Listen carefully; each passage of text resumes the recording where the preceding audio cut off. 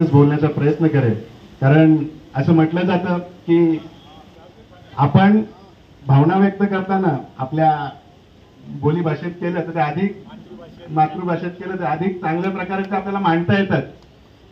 आणि हिंदी जमतं मला तसं, परंतु मुद्दामूनच, कारण गिरीशचंद्र तिवारी साहेबांबद्दल आमच्या अनेक भावना आहेत ज्या मला असं वाटतं की आम्ही अधिक चांगल्या प्रकारे त्या मांडल्या पाहिजेत, म्हणून मराठीत बोलण्याचा प्रयत्न करतो. चांगलं समजतं. आजच्या या विदाई समारोहासाठी, या चांगल्या अशा सोहळ्यासाठी त्यांना शुभेच्छा देण्यासाठी या व्यासपीठावर उपस्थित सहाय्यक सुरक्षा आयुक्त अतुल क्षीरसागरजी, आजचे सत्कार मूर्ती गिरीशचंद्र तिवारी साहेब आणि नव्याने आमची या दिव्याची धुरा सांभाळण्यासाठी आलेले हनुमान सिंगजी, आता ज्यांनी आपलं मनोगत व्यक्त केलं विजयजी भोईर, व्यासपीठावर उपस्थित शिवसेनेचे विभाग प्रमुख सचिनजी चौबे आणि सर्व समोर उपस्थित सन्माननीय तिवारी साहेबांबद्दल सांगायचं की साहेब, की तिवारी साहेब फक्त इथे अधिकारी आणि इथला रेल्वेचा एक स्टाफ म्हणून हे आरपीएफ कार्यालय इथे कार्य करत नाही सर.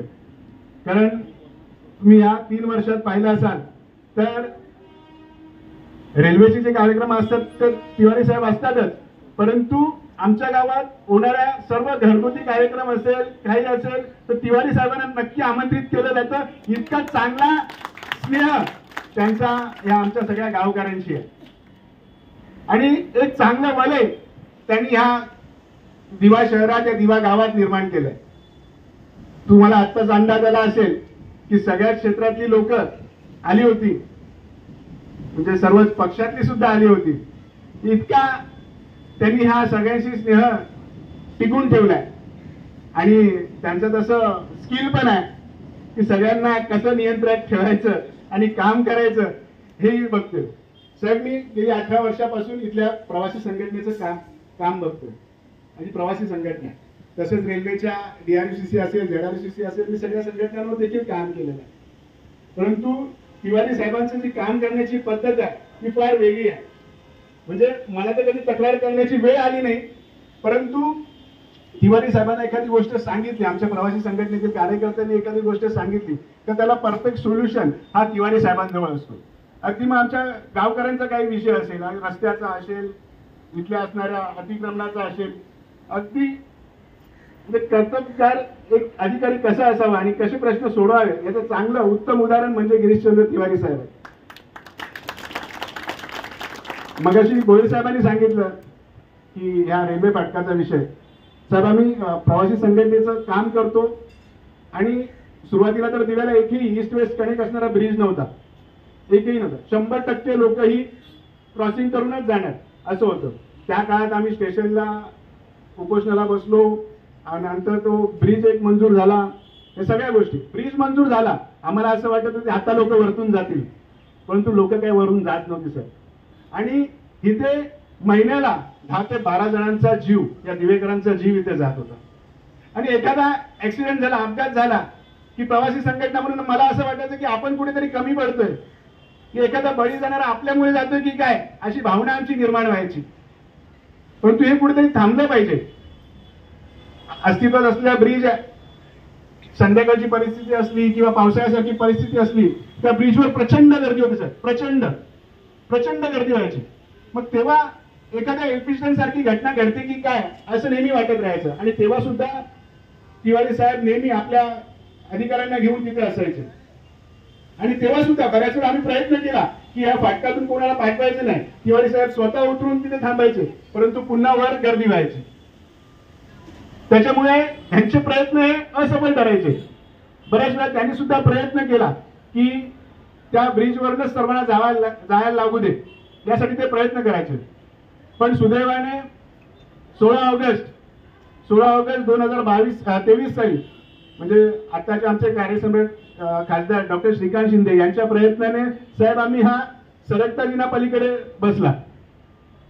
आणि मग तो बसल्यानंतर त्या ब्रिजच्या पाहणीसाठी त्या दिवशी उद्घाटन होतं. त्या दिवशी DRM साहेब वगैरे सगळे आलेले, मी सुद्धा त्यांच्या व्हिजिटला होतो. आम्ही बऱ्याचशा दिवा स्थानकाचा सर्व आम्ही पाहणी केली. तिवारी साहेब सुद्धा होते आणि ह्या 1 नंबर प्लॅटफॉर्मच्या इथे उभे असताना DRM साहेबांनी विचारला की हे बंद करायला पाहिजे. तिवारी साहेब त्याचे उदाहरण आहेत, बंद करायला पाहिजे. तर तिवारी साहेबांनी सांगितलं, साहेब मी प्रयत्न करतो पुन्हा. आणि साहेब मला सांगायला अभिमान वाटतं की त्या 16 ऑगस्ट नंतर ज्या दिवशी उद्घाटन झालं, 17 ऑगस्ट पासून 0 डेथ आहे. सर 0 डेथ आहे. म्हणजे बऱ्याच वेळा काय होतं, शासन असेल किंवा एखादं प्रशासन असेल, एखादी घोषणा करतं, एखादी योजना आणतं किंवा एखादं काम करतं, परंतु सर्वात महत्वाचा भाग असतो तिथे अंमलबजावणी करण्याचा. ब्रिज झाला, सगळी गोष्ट झाली, परंतु या लोकांना रोखलं पाहिजे जाण्या येण्यासाठी. ते काम तिवारी साहेब आणि त्यांच्या संपूर्ण स्टाफने केलं. हे मला सांगावं असं वाटतं. असे अनेक प्रश्न आहेत की त्याच्यावर तिवारी साहेबांनी उत्तम सोल्युशन असं इथे काढलेलं आहे. अनेक प्रसंग सांगता येतील, परंतु तिवारी साहेबांसारखा अधिकारी खरं तर दिव्याला येऊन काम करणं हे मोठं दिव्य असतं. कारण दिव्यात असा फ्लोटिंग पॉप्युलेशन आहे की आपण 5 वर्षाचं नियोजन केलं की ते वर्षभरातच इथे इतकं पॉप्युलेशन वाढतं की तुम्हाला आणि वर्षभरात पुढच्या 5 वर्षाचं नियोजन करावं लागतं. इतकं मोठ्या प्रमाणात इथे लोकसंख्या वाढते आणि दिव्यात येऊन काम करणं, इथल्या सगळ्या गोष्टी सांभाळणं, इथले असतील स्थानिक लोक असतील, नवीन लोक असतील, इथलं संपूर्ण राजकीय पक्ष असतील, यांना सांभाळण्याचं मोठं काम करावं लागतं. म्हणजे हा दिवा पश्चिमेला साहेब 100 जवळजवळ 90-95% सगळे स्थानिक लोक राहतात गावावर. आणि असं म्हटलं जातं की आगरी म्हणजे थोडेसे ताट राकट, म्हणजे स्वभावच आहे असे असतं. म्हणजे अशा लोकांना घेऊन काम करणं, त्यांच्या सोबत काम करून घेणं, हे काम तिवारी साहेबांचं आहे. आणि ते का, कारण त्याच्या नावात गिरीशचंद्र आहे, म्हणजे पर्वतांचे स्वामी आहेत. म्हणजे पर्वतांसारखे किती लोक काय असली तरी त्यांच्याशी प्रेमाने वागून त्या अगदी त्यांना मऊ करणं आणि त्यांची कामं करून घेणं, याचं कसं तिवारी साहेबांजवळच आहे. आणि आता तर साक्षात हनुमान सिंग आलेत, म्हणजे हा पर्वतांचा आहे.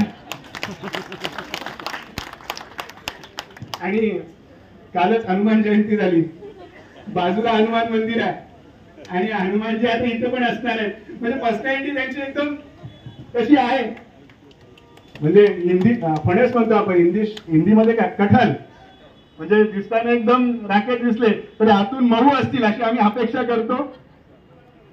आणि